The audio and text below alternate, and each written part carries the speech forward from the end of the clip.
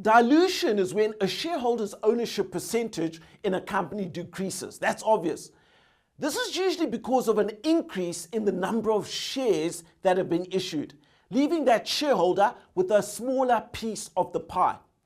In a startup, the total number of shares can increase as new shares are issued to raise fresh equity capital. Now, that's not always a bad thing.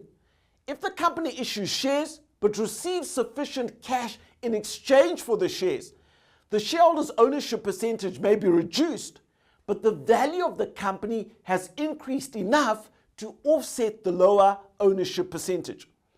On the other hand, if the cash received is insufficient, the increase in the value of the company won't be enough to offset the reduction in the ownership percentages.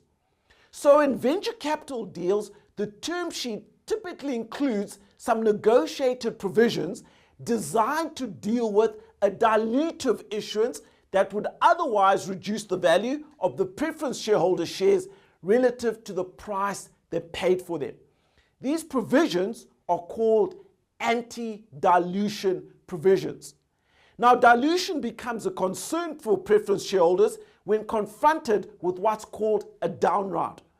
A down round is simply a subsequent issue of shares at a price that's lower than they were issued at an earlier funding round. Down rounds are particularly painful for two main reasons. First, the lower price means that more shares need to be issued to raise a fixed amount of capital. And second, in the case of an up round, even though new shares are being issued, everyone is generally happy because despite the dilution, the value of the company has increased and the value of your ownership stake has also increased.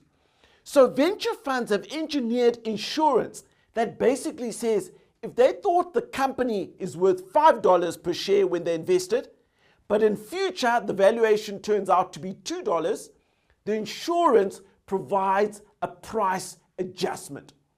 The effect of this price adjustment is to reduce and limit the degree that investors can potentially be diluted in any subsequent funding rounds.